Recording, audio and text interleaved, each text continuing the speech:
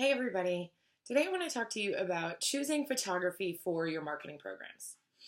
Lately, I've been going to check out a lot of venues here in the Chattanooga area, and this is something that I tend to do in any city that I am either living in or visiting at the time, because I want to make sure that not only am I staying on top of the places that my clients are looking to host their events, but I also want to see how different venues compare to one another, right? What are some of the biggest problems that they're running into?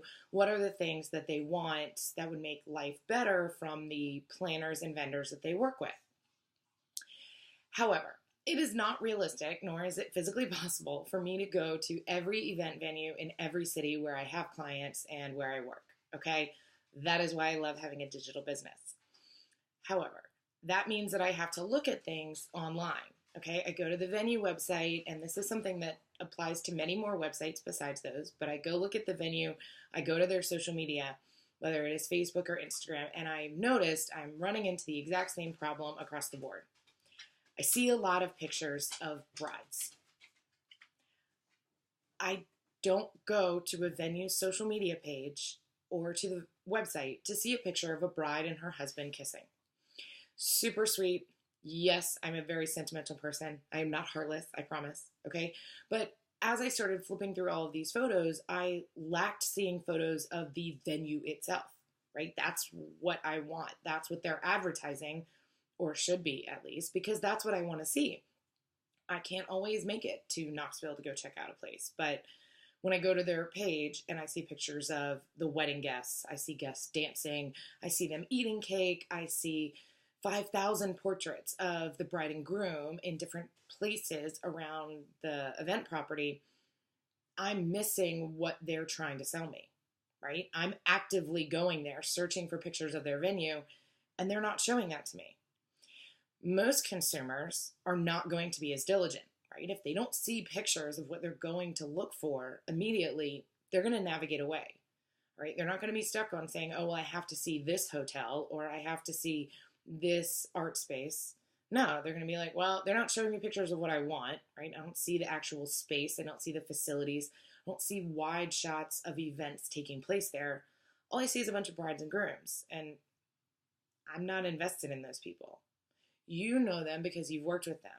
But to your new prospect, they don't care about who that bride and groom is. They care about the experience that was created on your property, or if you're a wedding planner, yes, you can keep photos of your bride and groom in all of your social media and in your marketing. I'm not saying to take it out by any means.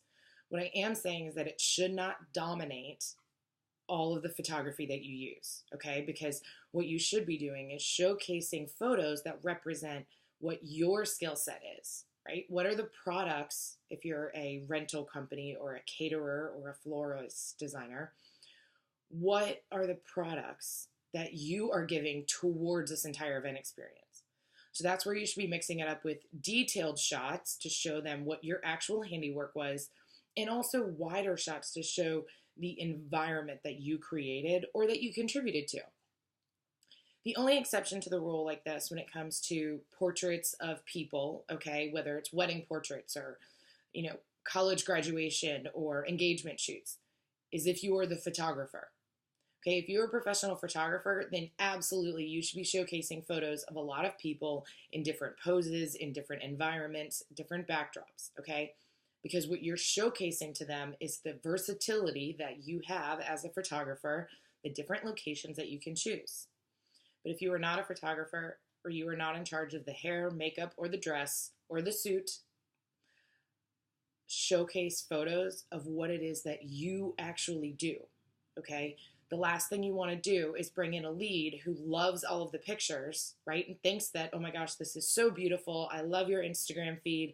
I've seen more photos on your website and everything is gorgeous. And they think that you're a photographer, and it turns out you are a linen rental company. Okay? This is like one of the jokes that I tell people all the time about lead generation, is that you don't want to be advertising that you sell toasters if in reality, by the time they actually have a conversation with you, it turns out that you sell like linens. It doesn't work, okay? You're also going to end up wasting your time with people. You're going to get a false number of qualified leads because your marketing was misleading. So this is something that can apply to people across all industries, okay, and those outside of venues and outside of weddings. The point is to factor in that if you're in the events world, you can help add to the experience and the overall event environment, okay? So showcase the environment itself as well as what you specifically contributed. Cut back on the photos of the people, okay? The close-up photo of a bride and groom, unless you're telling a story directly about that or using that photo to advertise the overall wedding as a planner, most people are not interested in seeing photos of other brides and grooms. They want to see what you did for them. Okay, let me know if you have questions. There's so much more that I could go into on this, and I would be absolutely happy to do that, especially when it comes to choosing stock photography. If you're just starting out, you do not have to have a full portfolio of images in order to create both a beautiful Instagram feed, really nice imagery on your Facebook page or your Yelp page, okay, as well as on your website. So if you are interested in hearing more about how to use those types of photography in your marketing, please comment on this video, send me an email, Channing at DCM Communications. I would love to hear from you, and I'll be happy to provide more of those tips.